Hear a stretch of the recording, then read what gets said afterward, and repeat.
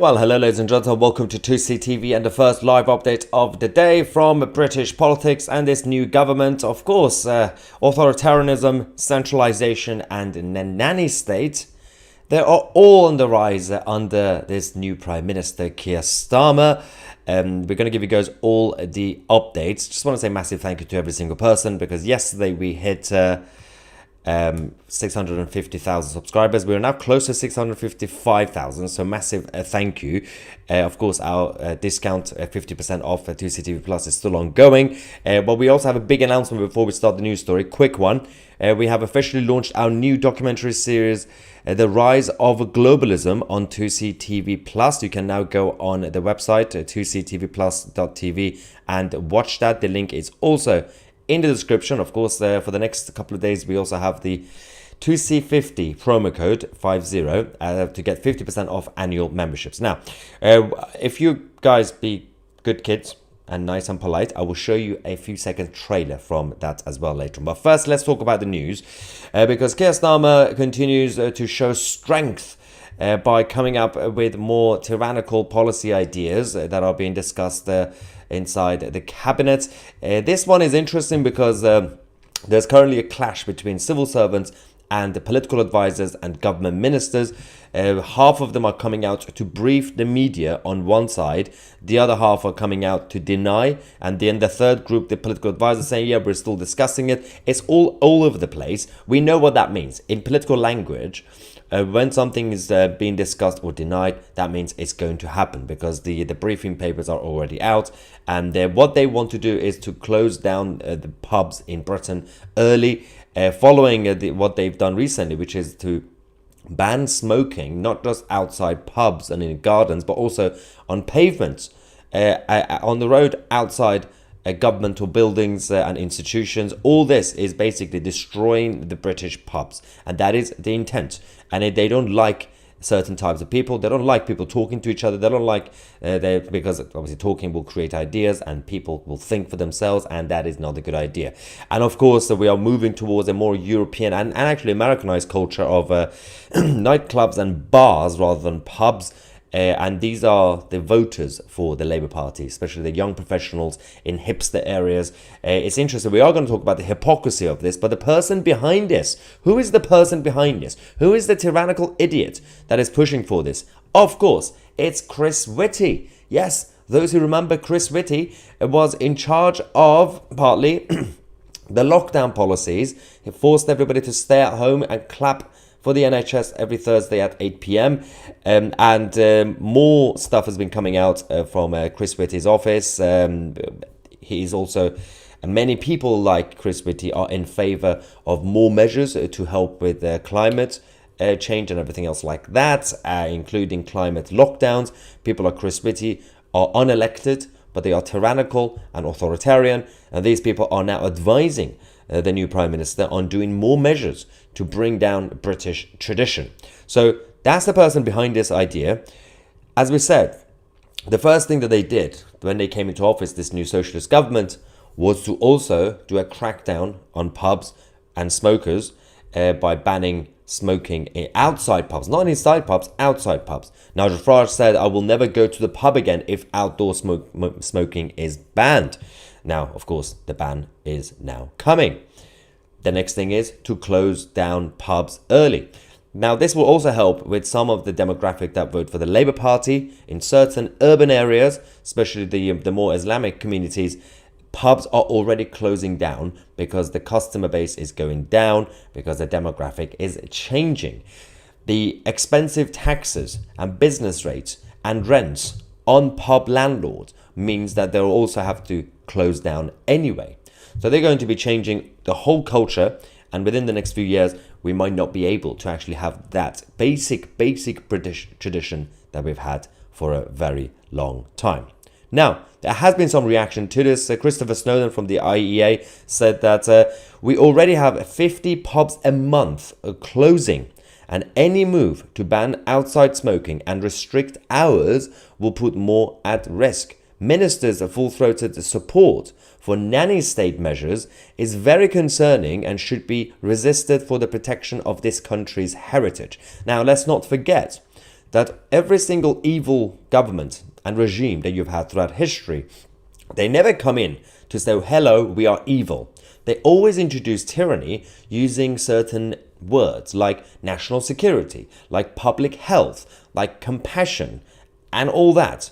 So when the Islamic Republic of Iran started to ban certain things, it was for the greater good society. Stalin, the same thing. Chairman Mao, the same thing. The National Socialists in Germany, fascists in Italy, they don't come out to say, hello, we are evil, we are going to do bad things. They always sell it as it's something nice. That we are doing it, it's for the healthcare system. It's for your own body. It's for your own soul. It's for the unity of society. That's how they get you. And there are enough people who will advocate for this. There are enough people with their own prejudice that go around saying, well, I don't like my neighbor because he's fat, so we should do a fat tax. Well, that means that eventually you're gonna give more leverage to the government and politicians. They say one day they're gonna come for your neighbor, the next day they're gonna come for you and something that you enjoy. This is the whole thing. You'd give one tiny percentage of your freedom away and give control and power to the elite. They're gonna do more.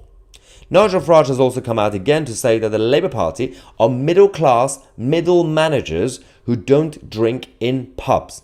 Their Red Wall Northern supporters will come to reform. Of course, there's no other option.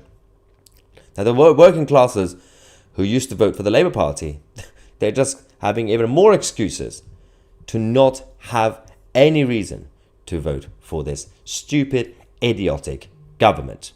Now, there's going to be more reaction to this anyway. I'm going to get your reaction in the live chat as well. But as I said, we have just launched our new documentary series on 2CTV Plus, The Rise of Globalism. I want to say massive thank you to every single person who's been supporting us. This whole new media revolution that we are doing is all because of you guys. Every single person watching these videos and those members of 2CTV Plus down there. Of course, you are all stakeholders and investors in this revolution. It's all your fault, basically. And the team worked really hard on this. So I really hope you guys watch this. If you sign up with the 50% promo code that's in the description. I'm just going to show you a few seconds trailer to see how well we've done. This is about the evolution of political globalism and how it started, why it started, and where it's actually going, and how it's actually dangerous. Let's go. Conditional defeat of the Axis aggressors.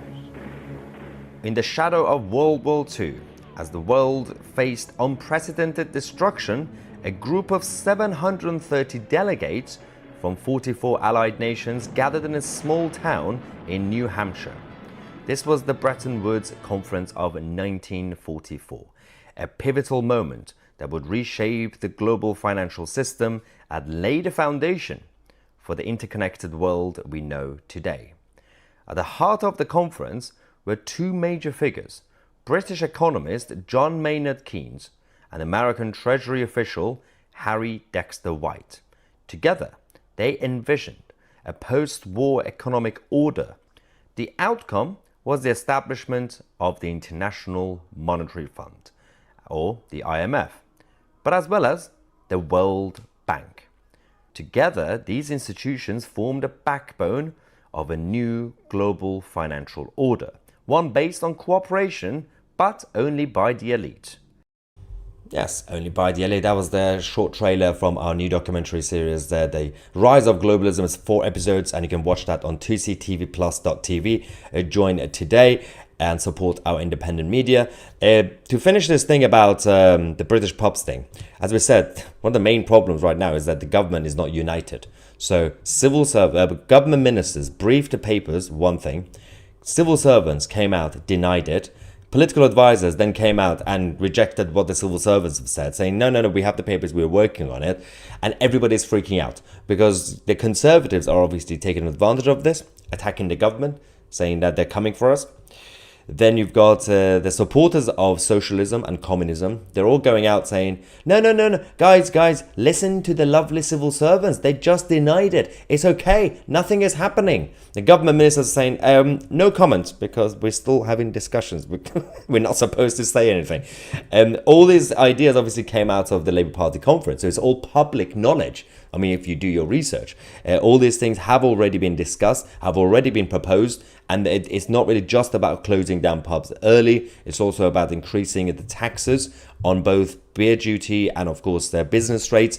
This is simply to make sure that we are corporatizing the country even further. And again, goes hand in hand with the documentary that we've just made, The Rise of Globalism.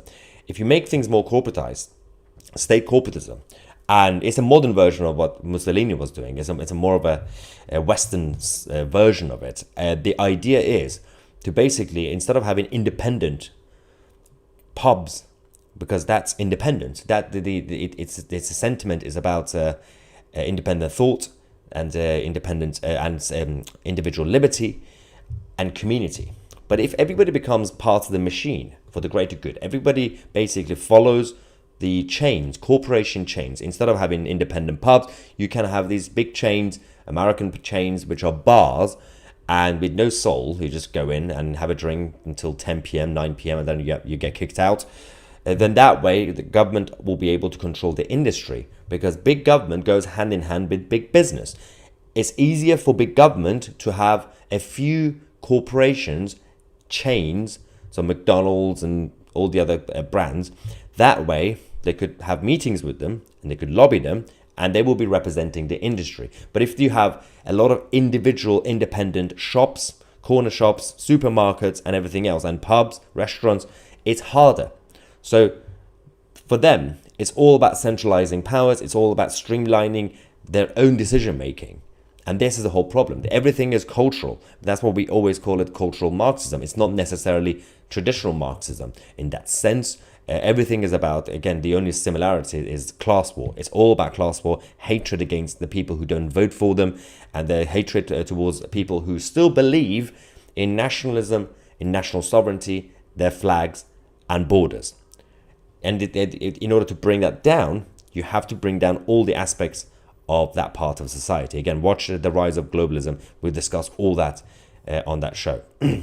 Let's get some reaction. We have a new, there we go, new transition. Let's see what we have in the live chat. Libel says, thank you for the super chat, Libel. How can a bar steward like him be against alcohol? Well, it's all about the greater good, guys. Lorraine Wilson, thank you for your super sticker. And also Mike, our regular, saying this is the start of two-tier Kia's masters to implement Sharia, unless of course he is getting his own back for being banned from Clarkson's pub. Yeah, this is Jeremy Clarkson, of course. He's now opened a new pub near his farm, and the first thing he did was to ban Keir Starmer. This isn't the first time these type of politicians have launched a war against British working class people. During the lockdown, we had the same thing as well, and post-lockdown, not actual lockdown, post-lockdown measures that you had. It started with that, and then of course, in the name of the environment and tackling climate change and everything else like that, then they'd be coming out with all these crazy ideas, like 15-minute cities and climate lockdowns, and it's nonsense. The ultra low emission zone tax, crazy stuff. This is just the beginning. Super chat from Ghost Rider. Pubs will end up closing down and changed to immigrant housing. Well, there's a lot of places, yes. Bell again says they're doing this for our health benefit, so we get older, old and cold. Are they nuts? But that's the thing. So it's not in the interest of these type of politicians for the population to grow older. So they won't necessarily come out to directly tell you they want to do depopulation. They're not going to admit. They're not going to say we should do genocide, because that's you can't win votes. But they have had very concerning meetings over the last few decades, because one thing we've had was these control freaks and globalists having meetings about the fact that people are living longer, which means they will live, but we have to pay pensions. While they're alive, they could get ill, so they have to go to use the healthcare systems around the world. That's a burden. So they see humans as a burden. So their pension system and the healthcare system, all that is the reason that it's in their interest for people not to live that long. Why do you think we haven't had any public announcement over the last few years of a cure for cancer? Do you not think that people have been coming up with ideas for basic full treatment of certain cancer diseases? But there's no announcement. They don't want to actually stop certain terminal diseases. They did this, and also they have to have something to save you from. So they don't want you to live that long, but they're not going to come out and do genocide publicly. But people will be freezing in the winter. They won't, and obviously they have to work longer, and their pensions will be lower. So it's all because of the burden, because we are all burdened when we get older. But when you're young, they'll tax you to death, but you won't be able to own a home. You won't own anything, but you'll be happy. That's what they say. Lynn says they just want to make the working class lives more miserable than it is already. I mean, it's a bit of a punishment as well. Not necessarily this policy, by the way. The whole attitude that they have is a punishment. What happened in Southport with the protests and riots that happened afterwards, it's all punishment. Punishing the working classes, the patriots and nationalists who don't like the Labour Party, who don't like the liberal elite. We had Yvette Cooper, the Home Secretary, making a speech earlier. She called everybody who protested racist. She literally called it racist. Every single person who protested against grooming gangs, against the terrorists, against those who are killing our children, you're racist. That's what the Home Secretary said today at the Labour inside the Labour conference. Let's go to some of the non-super chats. Don't worry, the black market will thrive on this banning process like it's used to. And it's usually not in a simple civilian's hands, of course. Yeah, let's not forget what happened in New York in the beginning of the 20th century. It doesn't really work. Another comment says, a very good point. They want us to be healthier, but then turn the heating off in pensioners' houses. Yeah. Because they're a burden on society, according to these people. Disgusting. Super chat from Barbara Davis saying, will we serve alcohol in teacups? Like in Prohibition. People will get underground again. So the next thing they're going to come for, because the other thing they've been discussing it for a while, it's not really just about the Labour Party, but the Tories as well, is the size of pizza and their toppings on pizza, each pizza, the size of the pizza. They're coming for that. So the next thing they're going to do is they're going to destroy the concept of a pint of beer. They're going to come for it. I can assure you, one day they're going to come for the pint, the measurements, and they're taxing it to death anyway. It's all about that. It's all about control. Super sticker from David. Thank you, David. And Libel again saying, are there fewer pub scenes in soaps? As in soap operas? Point. I don't know. I'm not sure. Charlene, I don't watch that. Thanks for that. And Baba says, have you guys learned nothing from COVID? I don't think it's the people, Baba. I think it's the government. I don't think people... There's a difference between people and the government. People have learned from COVID. Stop obeying. The system relies on your obedience. Stop complying with their tyranny. Just say no. The issue that we have is, I'm guessing Baba is from the US because of the dollar sign. The Europeans and even the Brits have a different mentality compared to the Americans. They do follow. That's the problem. We saw what happened during the lockdown. And even right now, the opinion polls. People think that Western Europeans are in favor of freedom. They're not necessarily. They would always choose security over freedom. They will always choose order over liberty. Then there's a point. There's a limit, by the way. Not that they would like to live in absolute tyranny. They like the idea of freedom, but full freedom, like what the Americans fought for, comes with responsibility. And a lot of people, I'm not talking about every single person. I'm not talking about people watching this video. I'm talking about the big chunk of societies in France, in the UK, in Germany, in Sweden, that they are dependent, mentality-wise, on the elites and the state and the grown-ups to tell them how they should live their lives. And that's always the case. Always the case. It's nothing new. There was a reason a lot of people left this continent a few centuries ago to go to North America and create the United States of America, because they had a different mentality. They didn't want to be told what to do, and they wanted to take that risk, saying, it's okay, I'll go on my own. If I die, if I lose and die, I die. And I'm a survivor, I'm going to fight, and I'm going to create the United States of America. My own home, my own farm, leave me alone, don't tread on me. That's a different mentality to a lot of people who are still living in the European countries. Not everybody. Pensioners are the greatest consumers, economic fact. Yeah, but with less consumer power and financial security, they won't be able to spend that much. That is the problem. So when the pensions are low, they're not going to be able to spend, and that is, they have to do more savings. And this is the whole problem. They work all their lives, and now they are in trouble. Sam says they clearly don't want us to have any kind of social gathering or social life. Yeah. They just hate fun. They're all nanny state idiots. Absolute nanny state idiots. Somebody's, I think, calling me a coward.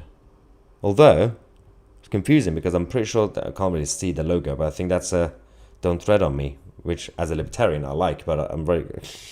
don't know why he's calling me a coward. Anyway, people are being crazy.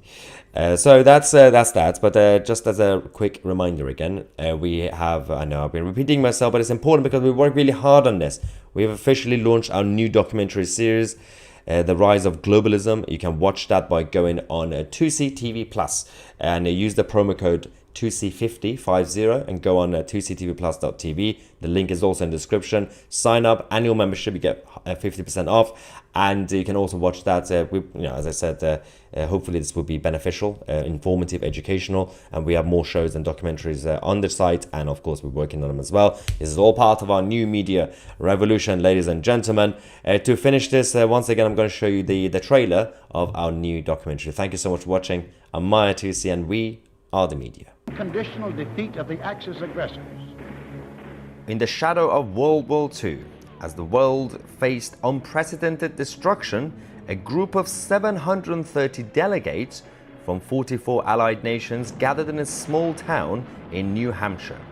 This was the Bretton Woods Conference of 1944, a pivotal moment that would reshape the global financial system and lay the foundation for the interconnected world we know today.